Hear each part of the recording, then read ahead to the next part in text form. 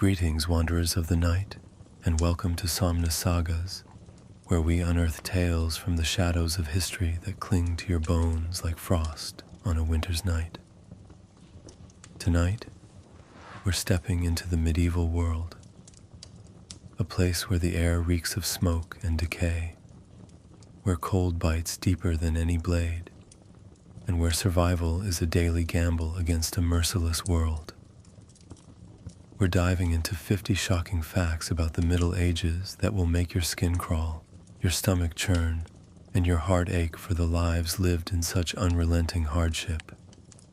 You might wish you could forget them, but they'll linger like the smell of ash in your hair. Before we begin, if these grim stories spark your curiosity, hit that like button and subscribe to join our caravan of dreamers. Drop a comment below. Tell me where you're tuning in from and what time it is. Is it midnight with a storm rattling your windows? Or early morning with coffee warming your hands? Now, dim the lights. Let the hum of your fan become the moan of a medieval wind. Grab a blanket, because this journey will chill you to the core. Let's slip into the past together. You trudge across a dirt floor, packed so hard by frost, it feels like a frozen pond beneath your bare feet. The medieval world wasn't just cold, it was a predator, stalking you through every crack in your flimsy home. Walls of sticks smeared with mud and straw let the winter wind howl through, slicing your skin like a knife. Your breath clouds in front of your face, even inside, a ghostly reminder of the warmth you're losing. The hearth in the center of the room spits a weak flame, its glow barely reaching the walls. You huddle closer, the heat teasing your fingers but never enough to thaw the ache in your bones. Frostbite wasn't just a risk, it was a nightly threat, claiming toes, fingers, and sometimes entire lives. Historians estimate that winter killed as many as disease in some villages, turning sleep into a gamble where waking up wasn't guaranteed. You pull your tattered woolen cloak tighter, its fibers rough and damp, and pray the fire holds until dawn. The cold doesn't care about your prayers. It waits, patient and cruel, for you to falter. The fire in your hearth is your lifeline, but it comes at a cost. Smoke curls upward, thick and acrid, filling the room with a haze that stings your eyes and coats your throat. Chimneys were rare in peasant homes. Most had only a hole in the roof, if that, so the air inside was a fog of fumes. You cough, tasting ash and soot, the bitterness lingering on your tongue. The smoke drove away fleas and lice, true, but it also burned your lungs, leaving you wheezing night after night. Scholars still debate whether medieval people accepted this smoky hell willingly, trading health for warmth, or simply had no choice but to endure it. Either way, every breath was a compromise, a choice between freezing and choking. You wipe tears from your eyes, the fire's heat a faint comfort against the sting, and wonder how anyone could call this living. You scratch at your arm, feeling the sharp itch of a flea bite under your skin. These tiny tormentors thrived in the warmth of your body, jumping from straw bedding to your clothes, burrowing into seams and folds. They weren't just a nuisance, they were carriers of death. Each bite could bring plague, a fever that swelled your glands and stole your breath. You've seen the marks on others, red welts that turned to black sores, a grim warning of what might come. Cats prowled your home, their eyes glinting in the firelight, but even the best hunter couldn't stop the tide of fleas. They were everywhere, as common as dust, as relentless as hunger. Nobles itched beneath their silks, Peasants scratched until they bled, and no one escaped the crawling misery. You slap at your leg, feeling another bite, and pray it's only an itch this time. You collapse onto your bed, a sack of hay stuffed into coarse fabric, crunching under your weight. Straw pokes through, scratching your back, leaving red marks that itch in the night. There's no mattress, no pillow, just a pile of rough wool and hay that smells of mold and livestock. One side of you freezes, exposed to the drafty air, while the other sweats too close to the hearth's dying embers. Sleep isn't rest. It's a battle against discomfort, fleas, and the cold creeping up from the dirt floor. You shift, trying to find a position that doesn't ache, but the straw jabs like tiny knives. Privacy is a myth. Family, animals, even vermin share your bed, their rustling a constant reminder that rest is never truly yours. Comfort was a luxury for the rich, while you endured nights that felt more like survival exercises. Your stomach growls, a hollow ache that gnaws at your ribs. Dinner is a bowl of gray gruel, oats boiled in water until they form a tasteless paste, gritty with bits of husk. Food was scarce in the medieval world, and every bite was a fight to stay alive. Peasants ate dense rye bread, sour and heavy, or pottage thickened with wilted cabbage or beans. Meat was a rare treat, maybe once a week if you were lucky, and often just scraps of fat or gristle. Malnutrition weakened your body, making every winter chill deadlier. You chew slowly, savoring the meager warmth in your belly, knowing hunger will return before dawn. A full meal was a dream, and starvation was a shadow that followed you everywhere. You huddle close to your family, neighbors, even the goats and chickens that share your hut. Body heat was the only free insulation in the medieval world, and you clung to it like a lifeline. The smell of livestock, dung, wet wool, and sour breath mingled with human sweat and smoke, creating a stench you barely noticed anymore. A pig snuffles near your feet, a goat shifts by the door, and chickens rustle in the rafters. Their warmth adds a degree or two, enough to keep frostbite at bay. Personal space was a modern invention. Survival demanded closeness, no matter how unbearable the odor. You bury your face in your cloak, grateful for the heat, and try to ignore the fleas jumping from the animals to your skin. You wake in the dead of night, shivering, the air biting your fingers as you fumble toward the hearth. The fire must not die.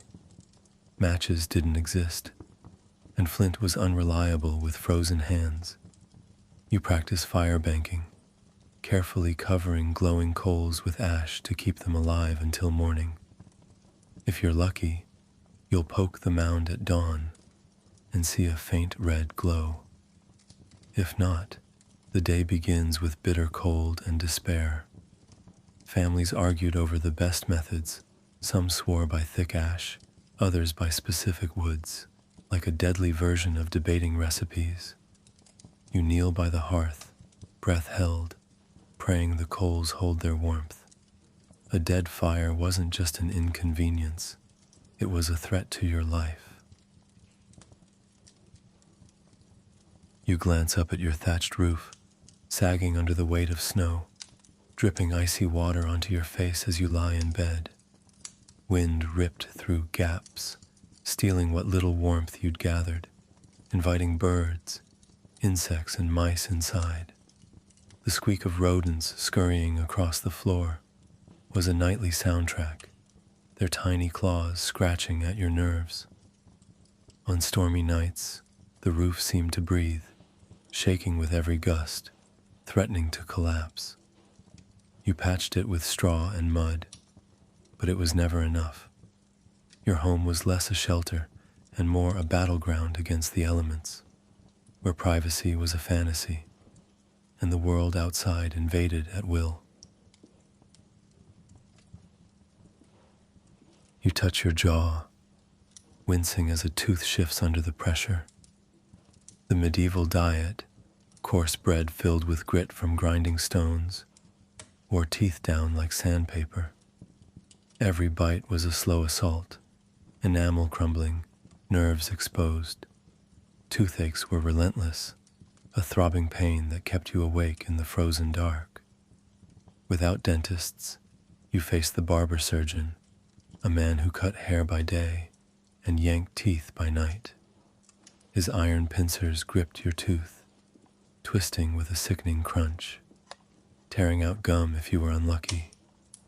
You screamed, the village echoing with your pain, while children laughed outside, knowing their turn would come. Infection often followed, turning a bad tooth into a swollen, feverish death. A toothache gnaws at your jaw, and you rub clove oil or garlic on your gums, hoping for relief. For a fever, you might swallow a paste of ground earthworms or tie a charm around your neck, whispering prayers to saints.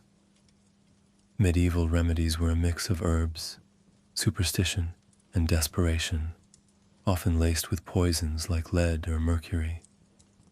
Some worked by chance, willow bark for pain, mint for headaches, but others did more harm than good. You tried them anyway, because pain demanded action, even if it meant rubbing sheep dung on a wound or drinking wine mixed with herbs. Historians debate whether people believed in these cures or simply had no better options. You just wanted the pain to stop. You can't remember the last time you bathed. Weeks, maybe months. Water was a risk, often tainted by waste from latrines or livestock. Streams carried the filth of upstream villages, and wells were little better, cloudy with silt and disease. Bathing meant hauling buckets of cold water to a wooden tub, shared by the entire household. By the time it was your turn, the water was a murky soup of dirt and hair. Soap was a crude sludge of ash and animal fat, burning your skin more than cleaning it. You scrubbed until you were raw, then pulled on the same unwashed tunic, its stench unchanged. Cleanliness was a luxury, and dirt was just another layer of protection against the cold. In towns, bathhouses promised warmth and steam, a rare escape from the grime. You sank into a shared tub, the water sloshing with the filth of dozens before you.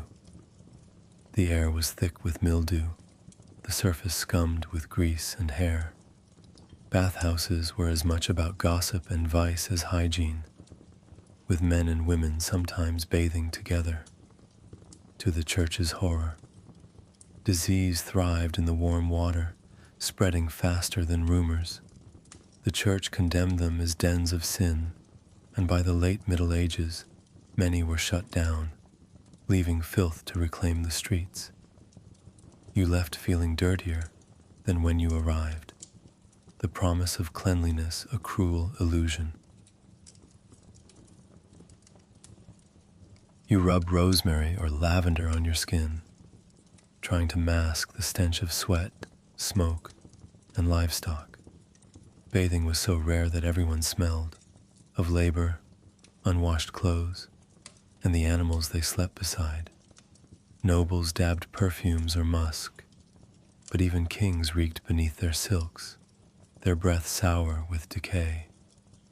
In a crowded feast hall, the air was a fog of human odor, thick enough to taste.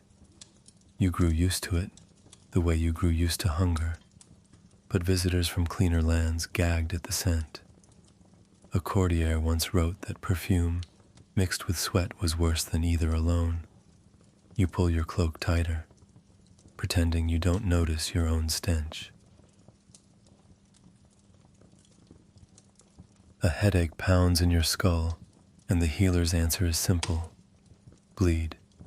A lancet slices your arm, warm blood dripping into a bowl, or leeches latch onto your skin, their slimy bodies swelling as they drink. The idea was to balance your body's humors: blood, phlegm, bile. But too much bleeding left you faint, your vision darkening, your strength draining away. Children fainted, the elderly collapsed, and some never woke up. Yet people lined up, clutching pennies, convinced it saved them. Historians debate whether doctors believed in bloodletting or used it to look busy while patients suffered. You hold your arm, the wound stinging, and wonder if you'll survive the cure. In wealthier homes, jars of leeches sat like medicine bottles, their wriggling bodies a grim sight. Servants pressed them to your skin, watching them latch and suck until they fell off, bloated and satisfied. Some nobles named their leeches, treating them like foul pets that kept their humors balanced. You shuddered at the feel of their tiny teeth, the slow pull of blood leaving you dizzy. The smell of iron lingered, sharp and metallic, as though death itself hovered nearby. Leeches were gentler than a lancet, but no less unsettling, and you prayed they'd work before your strength ran out. You reach for a wooden mug of ale, not water. Wells were often dug too close to latrines, their water cloudy with waste. Streams carried the filth of upstream farms, dead animals, human refuse, rotting plants. A single sip could bring dysentery, doubling you over for days or killing you by week's end. Ale, weak and sour, was safer, its brewing process killing germs no one understood. Even children drank it, their breath smelling of barley by morning. Historians debate whether people knew ale was safer or simply noticed water drinkers died faster. You grimace at the moldy taste, but it's better than the alternative. You sip cloudy ale, its grainy texture coating your tongue, flecks of yeast sticking to your teeth. It was liquid bread, filling your stomach when food was scarce. The taste was flat, sometimes moldy if the brewer rushed, but it quenched thirst and dulled hunger. Everyone drank it, children, elders, laborers, because it was safer than water. Drunkenness was rare, the alcohol was weak, but hangovers were brutal in a world without painkillers. You pass the mug to a child beside you, their small hands clutching it tightly. No one blinks. It's just breakfast in the Middle Ages.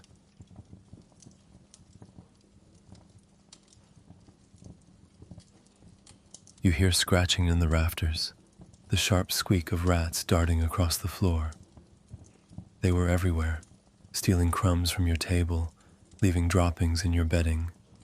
Their tiny paws scurried over your legs at night, bold and unafraid. Cats chased them, their claws flashing in the firelight. But rats bred faster than you could kill them.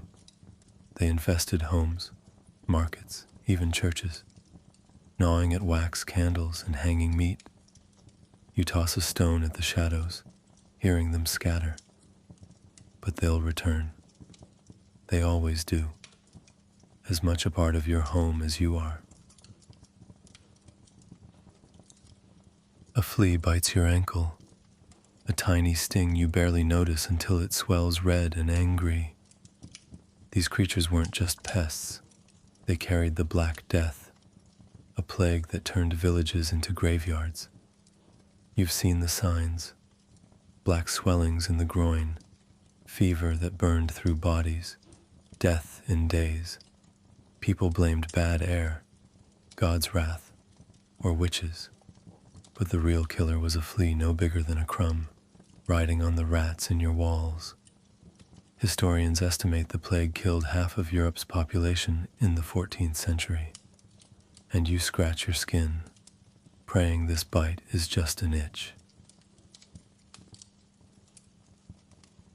You carry a chamber pot to the street, the stench of urine and dung rising like a fog. In towns, waste was tossed from windows, splashing onto cobblestones without warning. Gutters ran with filth, pooling in puddles where children played. The smell was constant, a thick blanket of decay you couldn't escape. Flies swarmed, landing on your bread after visiting the dung heap. Visitors described medieval towns as stinking pits, where even churches reeked of waste thrown against their walls. You hold your breath, but the odor clings to your clothes, your hair, your skin. Richer homes had privies, wooden seats over pits, but they were far from sanitary. Waste piled up, buzzing with flies, seeping into nearby wells. Castles had guardrobes, chutes that dumped refuse into moats, turning them into cesspools that bred disease. You sat quickly, the air thick with the stench of rot, and prayed the pit didn't overflow. Flies were the soundtrack of your life, their buzzing a constant reminder that cleanliness was impossible. Even nobles couldn't escape the filth that surrounded them.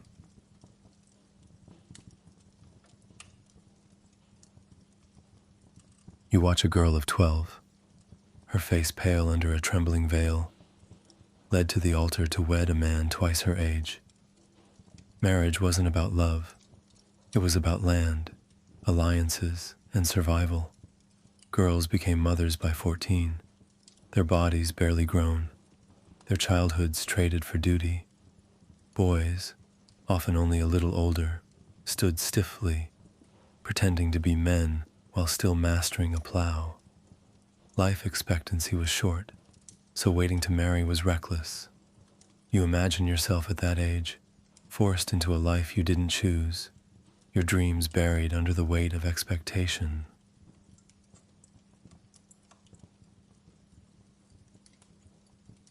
Peasant weddings were stark. A few mumbled vows in a muddy church, followed by a feast of bread and ale if you were lucky. Nobles had grander ceremonies, with music and meat, but the bride's fear was the same. The first night was often public, witnesses ensuring the marriage was consummated. You stood outside, hearing the girl's quiet sobs, knowing privacy was a luxury she'd never have.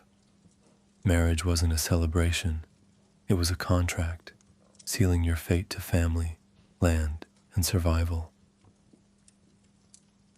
You stand in a crowded square, watching a thief dragged to a scaffold. His hand is branded with a glowing iron, the hiss of burning flesh echoing, the smell gagging the crowd. Justice was brutal, meant to terrify as much as punish. Branding, flogging, or hanging, every punishment was a public show, drawing jeering crowds and wide-eyed children.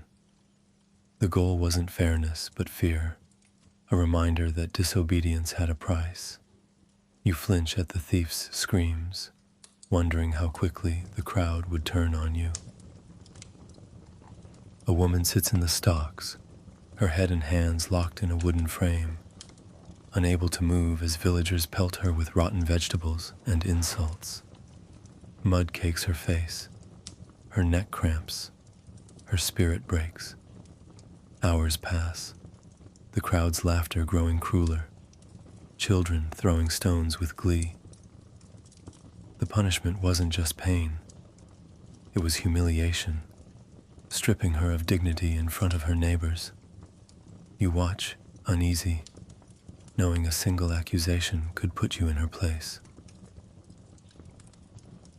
For heresy or treason, torture was the answer. The rack stretched your body until joints popped, thumb screws crushed your fingers, hot iron seared your flesh. Confessions were extracted not by truth, but by agony, screams echoing through towns. You heard them at night, a chilling reminder that justice valued pain, over fairness. Historians argue whether torturers believed they were finding truth or simply enforcing power. You just prayed you'd never face their tools. A cloaked figure shuffles past, a soft jingle marking their approach. Lepers were exiles, their sores seen as God's curse, their faces hidden to spare others fear. They lived in colonies at the edge of towns, surviving on charity, their bells warning others to flee. You pitied them, but you crossed the street, clutching your children close. The leper's life was one of isolation, their identity reduced to a disease that marked them as unclean. Lepers were forced to carry bells, their jingle scattering crowds like frightened birds. The sound was law, a warning to keep the unclean at bay. Mothers pulled children away, doors slammed shut, and the leper walked alone, their bell a lament for lost belonging. You heard it in your dreams, a haunting chime that spoke of exile and shame.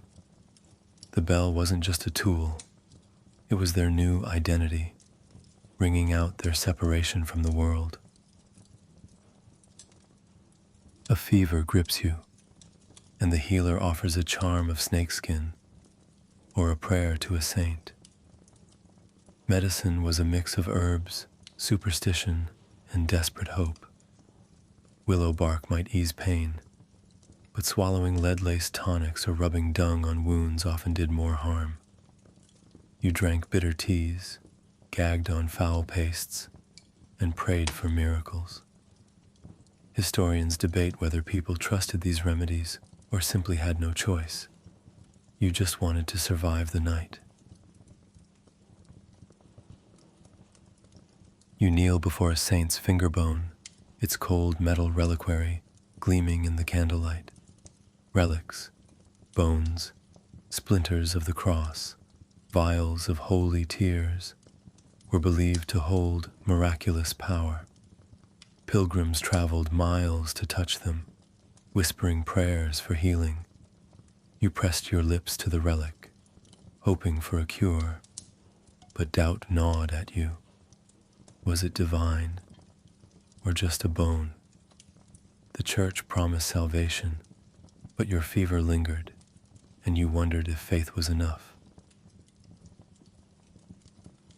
You bite into a hunk of rye bread, wincing as grit crunches between your teeth.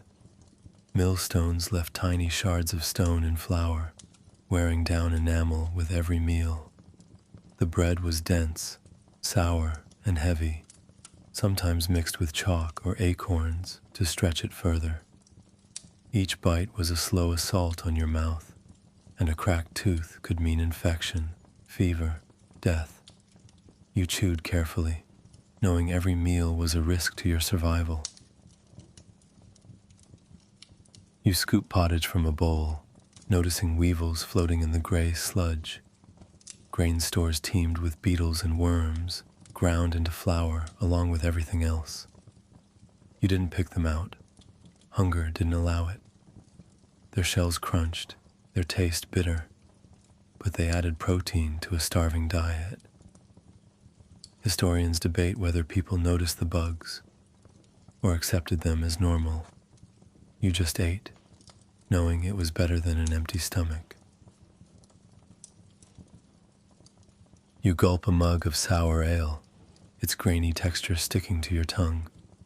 Water was a gamble, wells tainted by latrines, streams fouled by upstream waste.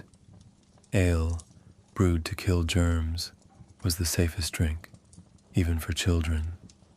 Its taste was flat, sometimes moldy, but it filled your belly and dulled hunger. You passed the mug to a child, their small hands gripping it tightly. No one blinked. Ale was breakfast, lunch, and dinner in the Middle Ages.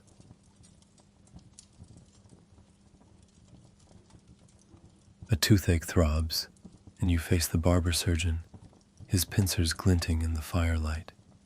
Dentistry didn't exist, No clean tools, no anesthesia.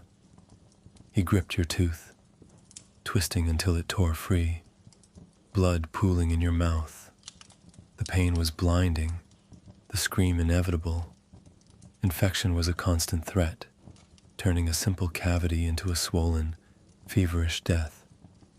You held your jaw, praying the worst was over, but the wound burned for days.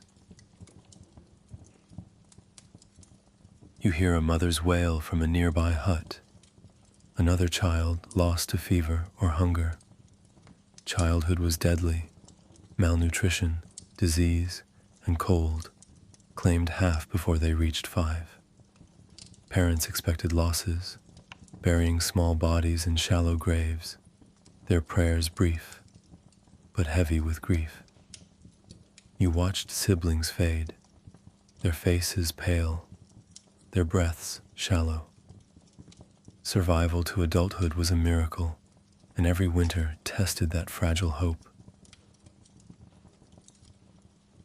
You clutch a handful of coins, knowing they'll vanish to the Lord's men.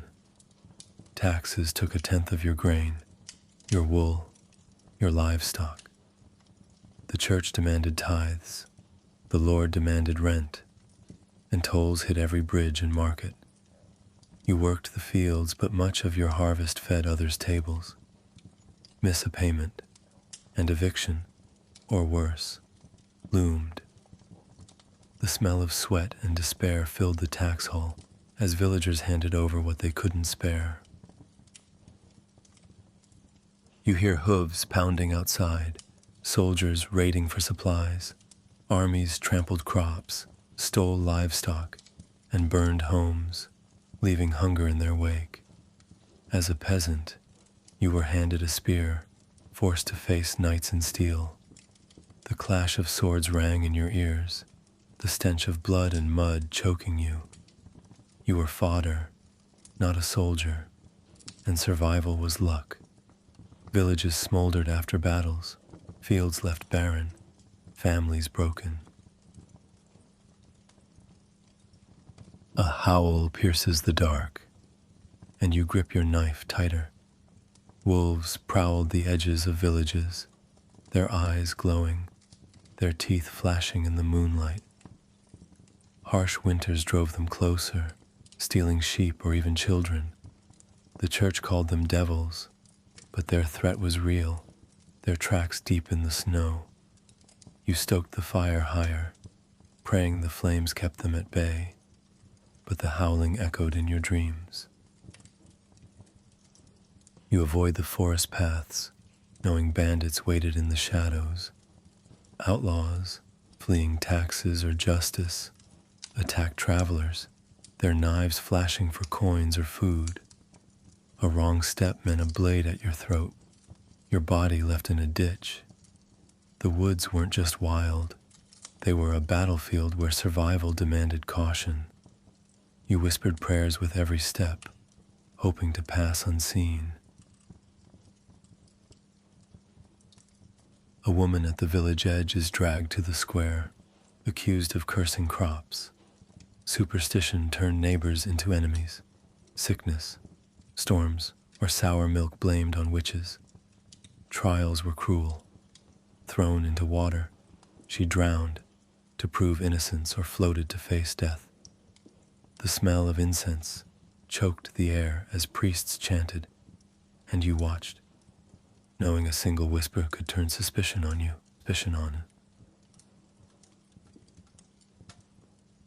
You join a feast in the village square, the air rich with roasting meat and spilled ale.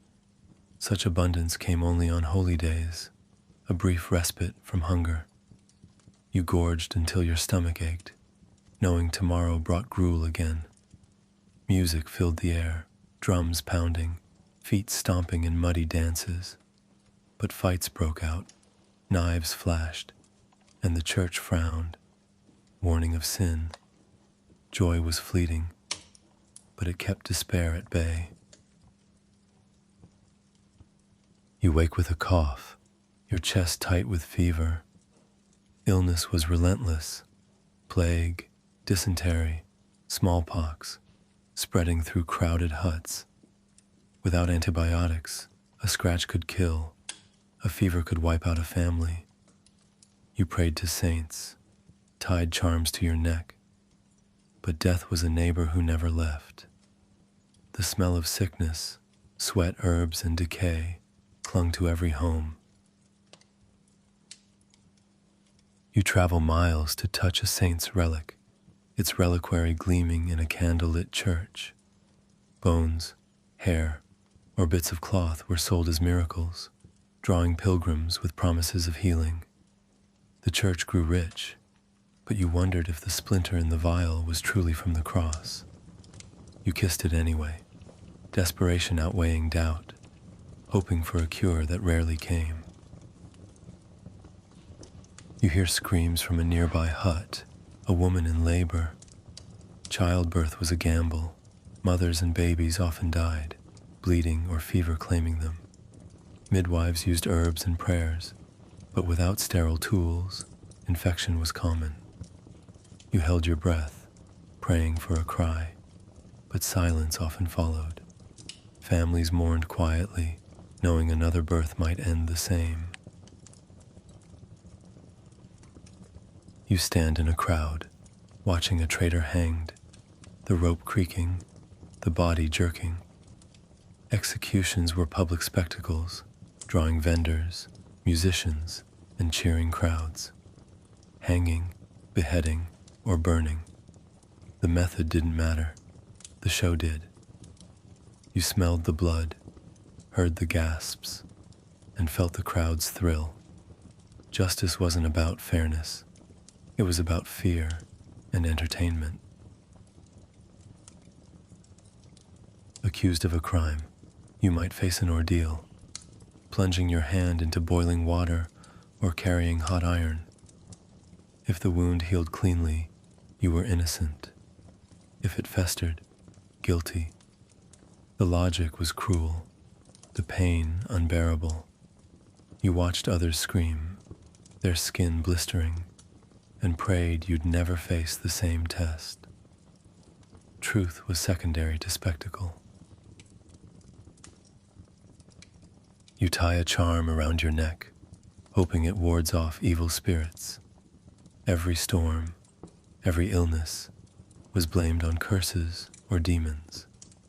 People hung rosemary by windows, whispered prayers over bread, or buried stones to keep ghosts at bay.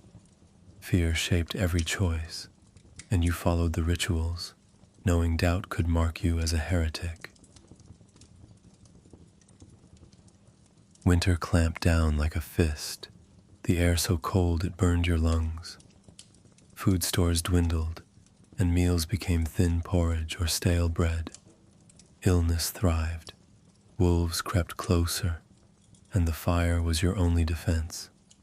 You huddled with family, telling stories to forget the hunger, praying the snow wouldn't bury you. Survival was a test of endurance, and many failed. You drag yourself to the fields, your hands blistered from the plow. Work began at dawn and ended at dusk, with no weekends or rest beyond holy days. Spring meant sowing, summer weeding, autumn harvesting, winter mending. Injuries were common. A cut could fester, a fall could cripple. You worked until your body broke, knowing stopping meant starvation. You kneel in a stone church, the air heavy with incense, the priest's Latin a mystery. Religion ruled every moment, marriage, work, death. To doubt was to risk heresy, a death sentence by fire, or exile. Yet faith offered hope, a promise of salvation amid the chaos. You prayed, half believing, because in the Middle Ages, faith was survival, a light in the endless dark. And so, wanderers, we leave the medieval world behind, its smoke and cold, fading into the quiet of falling snow. You're back in your room now, The fires crackle replaced by the hum of your world, but the weight of those 50 facts lingers, doesn't it? The Middle Ages were a gauntlet of survival, where every day was a battle, yet humans found ways to laugh, love, and endure. Thank you for joining me on this journey through Somnus Sagas. If these tales stirred your soul, hit that like button, subscribe, and share your thoughts in the comments. What shocked you most? Where are you now, and what's the hour? Until our next saga, keep your fire burning, your dreams alive. Sleep well, wanderers, and may your nights be warmer than those long ago winters.